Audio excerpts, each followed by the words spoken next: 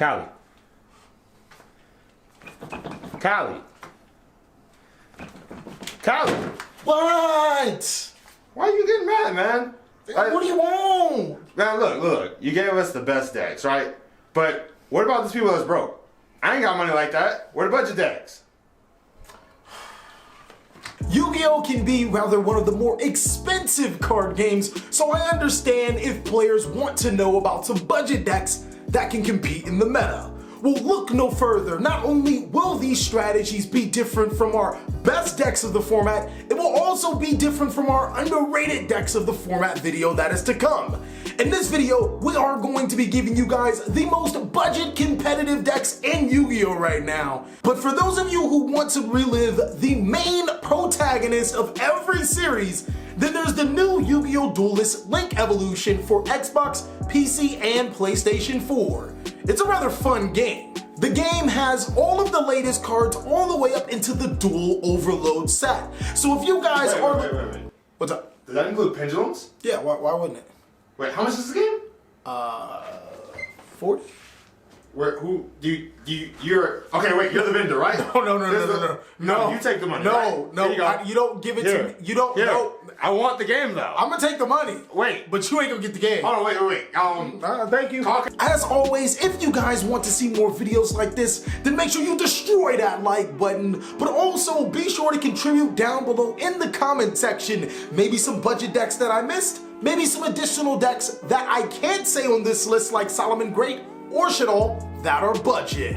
The first strategy we are going to talk about was just recently hit by the Forbidden List. ABC is an amazing deck still. Yes, you did lose ABC Dragon Buster, the ability to banish cards on your opponent's side of the field and then cycle through those ABC Union monsters to your side of the field, but in return you got into Master Rule 2020 and you still have one Buster Dragon left. The deck can still be based on primarily Link summoning after that first Buster, and then there's cards like Monster Reborn, Magnetic Reverse, and even Pot of Avarice to shuffle the monster back into your deck. The most expensive card in the ABC strategy has to be Union Carrier. I mean, you could play IP Masquerena, and that's not going to be a huge burden on your wallet. All of these strategies are going to be under $100, and ABC still fits that criteria on a budget. I strongly feel that ABC can be a really good force into the meta, even with ABC Dragon Buster at 1. When I made my best decks video, I accidentally omitted Cyber Dragon from the list. If I can remember correctly, it was actually the last card I was supposed to talk about, and then it just completely blanked my mind to speak on Cyber Dragon. No worries, not only do I feel that this is one of the best decks of the format, it still can be one of the cheaper decks inside of the Yu-Gi-Oh! Card game. Main reason is because the most expensive card that you could play is Infinite Track Anchor Drill, which is a perfect card to allow you to get into your true king of all calamities. But other than that, with the new Duel Overload set, cards like Cyber Emergency are no longer 30 a pop, they're about $5 now. Cyber Dragon is a very powerful deck because Cyber Dragon Infinity, allowing you to snatch your opponent's monsters, as well as an Omni Negation, as well as Chimera Tech Rampage Dragon being able to break your opponent's boards.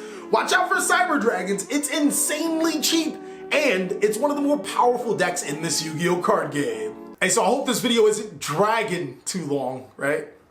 Right? Yeah, you can say it's easy as ABC. No. Oh. Alright. I think the next strategy that I'm going to mention is massively brought down by the player community. The set that it came in, Rising Rampage, wasn't seen as a particularly strong set, so all of the strategies in there were pretty much disregarded. But if you unchain this strategy, then it can be one of the more powerful strategies into the metagame. If you guys see how hard I'm smiling, then that was the pun. Unchained is extremely good. It is one of those strategies that is insanely cheap right now, but that's just because no one plays it. Unchained Abomination is one of the best cards the strategy has, which allows you to destroy cards for destroying cards and then destroys cards for destroying cards. What kind of crazy is that? The most expensive card is their Unchained spell card, which is just Abomination Soul. It allows you to reinforcement of the army a card from your deck to your hand, but also when it's destroyed, emergency teleport another Unchained monster to your side of the field. And all of your Unchained Link monsters allow you to link summon with your opponent's special summon monsters. You can't tell me that Unchained isn't too strong. I don't know if I just have an affinity for themed archetypes, but the next strategy is going to be Evil Eye. Evil Eye is probably the best strategy out of the Infinity Chasers set, not a slight to Infinite Tracks or Witchcrafters. The strategy is built on Evil Eye Cercinal, which allows you to destroy an opponent's special summon monster on the field. All you have to do is, during the following turn, destroy a card you control. This deck works really well with artifact cards who just received Artifact Dagda in the Duel Overload set, meaning that you can search your Artifact Scythe or your Artifact Lancias, whatever artifact that you want, and then destroy it on the following turn, your opponent's turn, getting you some free advantage. The deck is also really good at one-shotting your opponent using your Evil Eye Whoop card to gain the difference in life points. And don't worry, you'll be paying a ton of life points with this deck. I think Evil Eyes are amazing. You might have to have an Evil Eye to be able to see the potential that they have. Yeah, I think they're good. Get it? R-I, pirate, Evil Eye.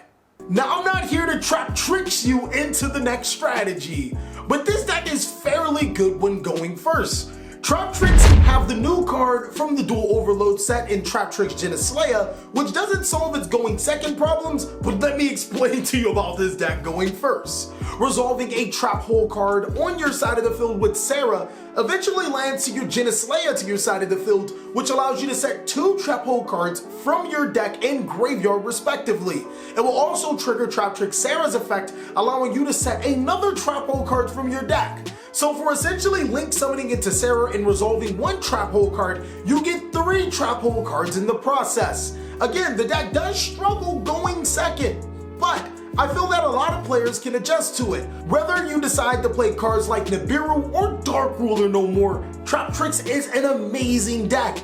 And if your opponent falls into your trap holes, they may not find a way out of it.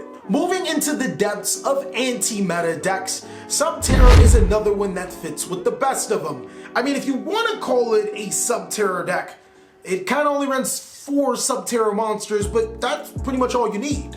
Subterra Guru allows you to search any Subterra monster from the deck to the hand when flip face up. That searches you your Subterra Fiendus, which is one of the best hand traps in Yu-Gi-Oh! And I know I said hand traps were pretty bad, but in this format, things are looking a lot more fragile. Being able to flip your Guru face down, as well as negate the activation of opponent's critical card effect, you can just set yourself up with Guru again. The most expensive card in this strategy is Subterra Behemoth Umastrix, sitting at about $7. Now I know I didn't say anything about Traptrix, but Sarah's $10, Umastrix $7. These are some pretty cheap anti-meta decks. You pair it up with your other staple cards, then you have a pretty good deck. There are no puns after this. It would be suboptimal.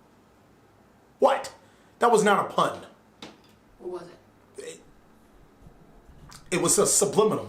I remember when the Chaos Impact set was announced and players were flipping out over Gladiator Beast being the new meta. Gladiator Beast was gonna dominate. Oh, 6 negates Gladiator Beast. Unfortunately, none of that happened, but Gladiator Beast flew so much under the radar that no one paid attention. Unfortunately, I still can't get Test Tiger's Ultimate Rare for a good deal, but the Gladiator Beast strategy can still make those negates. Now, of course, if we're talking about budget, you take out the Apollosa, but the deck doesn't rely on those infinite negates anyways. Gladiator Beast Geyserist is the perfect card for Yu-Gi-Oh! Nowadays. Not only does it give you free spot removal on your opponent's most critical cards, after it battles it can special summon more Gladiator Beast monsters to your side of the field.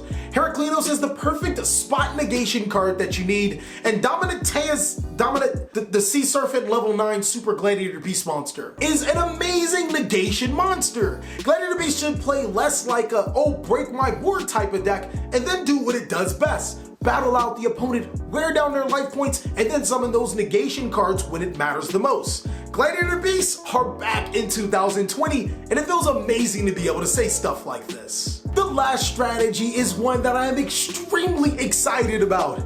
In actuality, I can't even say I'm the only one because there are a ton of people in my Discord that are just as equally excited. Seriously, my Discord is full of awesome people. You should join, and unless you're not awesome, then don't join.